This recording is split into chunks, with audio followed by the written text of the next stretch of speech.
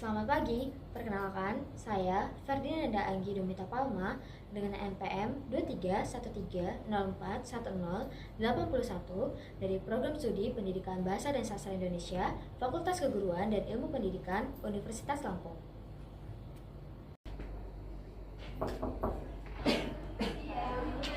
Selamat pagi anak-anak.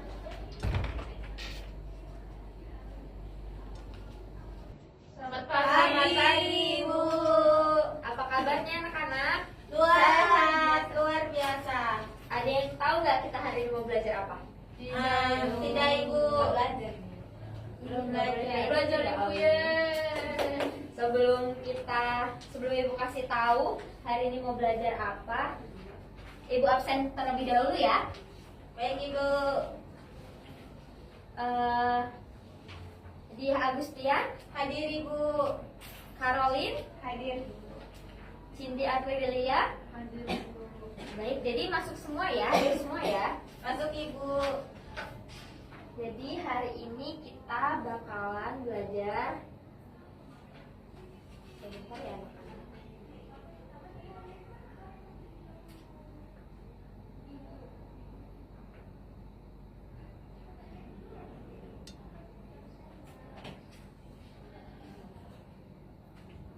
Sebentar anak-anak. Laptopnya lagi ngambek kayaknya ini. Baik, jadi kita bakalan belajar tentang Artikel ilmiah. Tapi sebelum kita belajar tentang artikel ilmiah, gimana kalau misalnya kita ice breaking terlebih dahulu? Boleh. Kita tepuk semangat dulu ya. Ya, Ibu. Siapa yang mau mimpin? Angie. Cindy, Bu. Ibu aja, Ibu. Oke, mari berdiri semua. Harus semangat ya. Ya, Ibu. Mari kita tepuk semangat. Dang, dang, dang. Dang dang dang. Dung dung dung. Ding, ding, ding. Dang, dang, dang. Dung, dung, dung. Semangat. Semangat.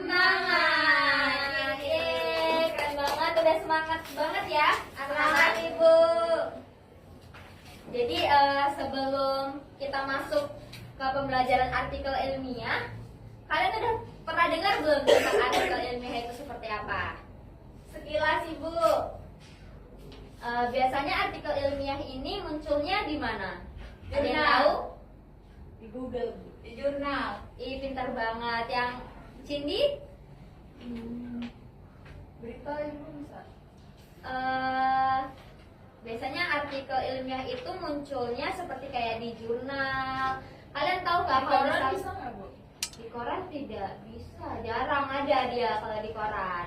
Biasanya artikel ilmiah itu adanya di jurnal. Terus kalau misalnya ada kakak-kakak yang lagi skripsian itu masuk ke artikel ilmiah gitu. Nih, siapa yang mau bantu ibu baca tentang pengertian dari artikel ilmiah? Oke, Alin, bisa kebaca? Bisa. Artikel ilmiah adalah karya tulis yang berisi hasil penelitian atau kajian ilmiah yang disusun secara sistematis untuk menyampaikan temuan baru kepada pembaca dengan jelas. Ya, betul. Terima kasih, Olin. Jadi artikel ilmiah itu adalah karya tulis yang berisi hasil penelitian atau kajian ilmiah yang disusun secara sistematis. Jadi artikel ilmiah ini punya tujuan juga. Tujuannya itu adalah untuk memberikan informasi yang akurat dan berdasarkan fakta. Jadi boleh nggak sih artikel ilmiah itu dibuat kayak ngarang-ngarang aja? Boleh. Bukan apa ilmiah. Iya, jadi dia harus ada sumber yang terpercaya, yang jelas. Teruji. Lalu artikel ilmiah ini sangat penting dalam dunia pendidikan dan riset karena membantu menyebarkan pengetahuan dan meningkatkan pemahaman tentang berbagai topik ilmiah di kalangan masyarakat. Kalian udah pernah belum baca jurnal atau nyari jurnal kayak gitu? Belum pernah, Ibu. Belum pernah ya? Belum, Bu. Belum. Sekilas aja. Sekilas aja ya. biasanya nanti ketika kalian udah masuk ke bangku perkuliahan, kalian bakal harus paham gitu tentang jurnal, tentang kayak mana cara nulis skripsi. Itu pokoknya jurnal dan skripsi itu sangat berkaitan, betul banget. Lalu artikel ilmiah ini juga punya ciri-ciri. Yang pertama itu ada sistematis dan terstruktur. jadi artikel ilmiah itu harus disusun dengan Sistematis. rapi, mulai dari pendahuluan hingga kesimpulan. Berarti nggak boleh ngacak ya Bu? Iya, betul sekali. Ada yang tahu nggak struktur dari artikel ilmiah ini supaya rapi dan sistematis? Ayo, boleh Cindy? Dari pendahuluan, isi, deskripsi kesimpulan. Iya, biasanya pertama itu ada yang paling pertama itu ada pertama judul. Terus di bawah judul itu ada, iya betul sekali. Terus setelah pendahuluan ada metode. Kalau di artikel ilmiah itu ada metodenya. Kalian pakai metode apa? Berarti pakai abstrak juga tidak Ibu? Iya betul. Jadi sebelum di pendahuluan itu kan misalnya ini judul, terus baru abstrak, habis itu baru masuk ke pendahuluan. Terus habis metode ada, Pembahasan. iya betul. Jadi Iya, Bu. setelah kalian menentukan metode kalian seperti apa, kalian bakal ngebahas isi dari metode yang udah kalian buat dari judulnya gitu. Terus setelah pembahasan ada Hasil. iya ada kesimpulan. Kan hasil itu masuk ke dalam pembahasan. Ya. Baru setelah itu ayo fokus dia. Ya Habis Ibu, itu maaf. baru ada kesimpulan. Lalu setelah kesimpulan biasanya ada apa? Saran. Ada daftar Isi. daftar Pustaka. pustaka.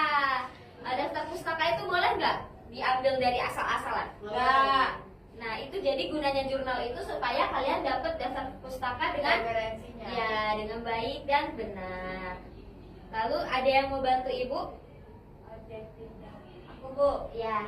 Objektif dengan data. Jadi peneliti yang baik bersifat objektif didasarkan pada data dan fakta, bukan opini dari pribadi.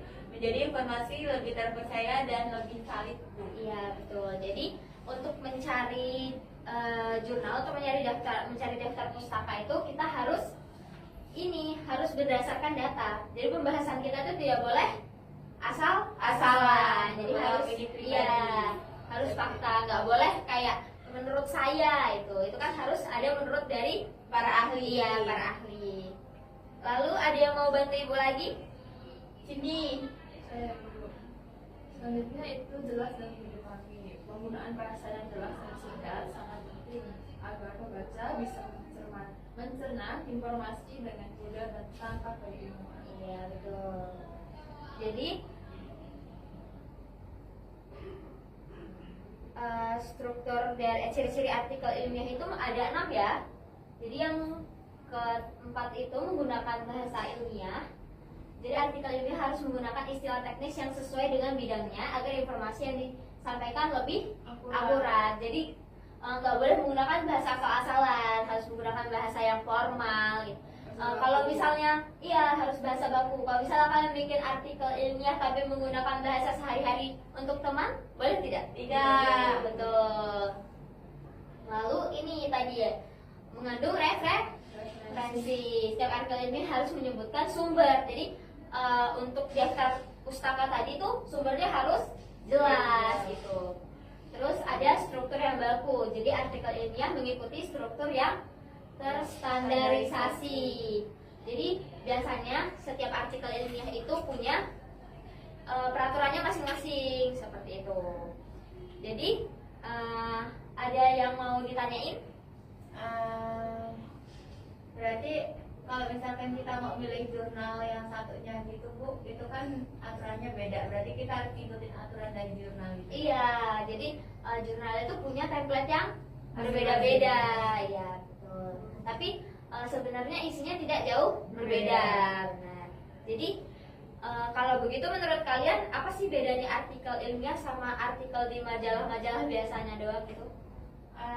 Kalau artikel ilmiah itu Dia berdasarkan sumber referensi, sedangkan kalau artikel di majalah itu biasanya tidak, Ibu. Opini. Ya, opini. Iya, betul sekali dia. Tepuk tangan dulu untuk dia.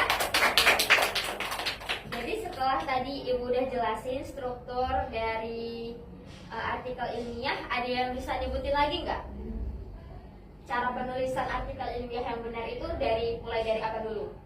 Dari apa tadi sih? Judul. Iya, judul. Abstrak. Betul. Pendahuluan, Habis metode, isi, pembahasan, kesimpulan, sama daftar referensi. Daftar pusaka, betul sekali. Tepuk tangan dulu nih kita semua. Keren banget untuk anak kelas ini.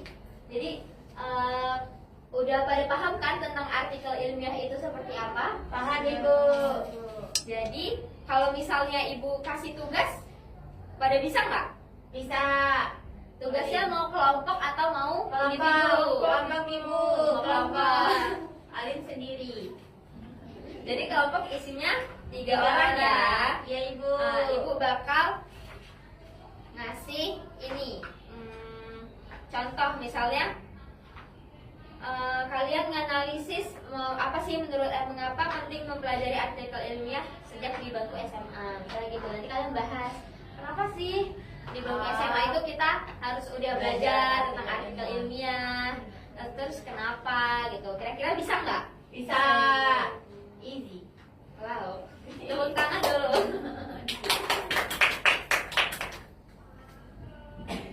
Untuk tugasnya ada yang mau ditanyain? Cukup, Cuma Ibu. itu saja Ibu, pasti Iya, tapi harus sesuai sama struktur yang udah Ibu kasih tadi. Ibu, jurnalnya ada rekomendasi nggak? Atau ke mana? Nanti bakal Ibu share ke grup kelas ya. Baik, Ibu. Nanti Ibu bakal kasih tahu contoh-contoh jurnalnya biar kalian bisa lebih paham. Ya. Jadi format tugasnya udah tahu semua kan? Tahu, Ibu. Paham. Udah paham semua ya berarti? sudah Ibu. Baik, sebelum kita menutup pelajaran pada hari ini, gimana kalau misalnya kita ice breaking lagi? Ada yang mau? Ibu. Biar setelah ini bakal semangat lagi. Boleh, Ibu. Untuk semangat lagi aja ya. Ya, Ibu. Jangan bosan-bosan. Oke, tepuk semangat. Ding ding ding. Dang dang dang. Dung dung dung. Ding ding ding. Dang dang dang. Dung dung dung. Semangat. Semangat. Yeay, udah semangat ya. Iya Ibu. Dah, Ibu. Jadi sebelum kita nutup pembelajaran pada hari ini, gimana kalau misalnya kita doa terlebih dahulu? Siapa yang memimpin doa? Mari Ibu. Untuk menutup pembelajaran hari ini, kita berdoa membuat saya masing-masing berdoa membuat berdoa selesai. Baik, terima kasih anak-anak. Terima kasih udah semangat menjawab dan sudah mudah paham gitu. Kelas ini selalu keren terus. Terima kasih. Semoga kedepannya tetap seperti ini ya anak-anak. Baik, Ibu. Terima kasih, Bu. Iya, Ibu tutup ya. Terima kasih. Selamat pagi. Pagi, Bu. Terima kasih, Bu. Baik, izin memperkenalkan diri, saya Dia Agustian sebagai observer lisan dari nama calon guru Ferdinanda Anggidomita Palma dengan NPM 2313 041081 pada tanggal 17 bulan 10 tahun 2025 waktu 10:11 WIB. Topik yang dibahas dari Saudara Anggi mengenai artikel ilmiah pengajaran bahasa Indonesia. Baik, Saudara Anggi, penguatan verbal sudah menggunakan kata-kata benar, bagus, tepat, menggunakan kata benar, bagus, dan tepat. Saudara Anggi, pada kalimat pekerjaan baik sekali, saya senang dengan pekerjaanmu. Pekerjaanmu makin lama makin baik tidak digunakan. Namun Saudara Anggi menggunakan kalimat benar sekali, berarti kalian sudah memahami materinya ya nak. Baik, selanjutnya penggunaan penguatan nonverbal. Saudara Anggi sudah menggunakan penguatan berupa mimik dan juga gerakan badan. Penguatan dengan cara mendekati tidak digunakan. Saudara Anggi tidak menggunakan penguatan dengan sentuhan, namun saudara Anggi menggunakan penguatan dengan kegiatan yang menyenangkan. Saudara Anggi tidak menggunakan penguatan berupa simbol atau benda, namun menggunakan penguatan yang penuh. Baik, selanjutnya cara penggunaan. Saudara Anggi tidak menggunakan penguatan kepada sekelompok siswa, namun saudara Anggi menggunakan penguatan kepada pribadi tertentu sembari memberikan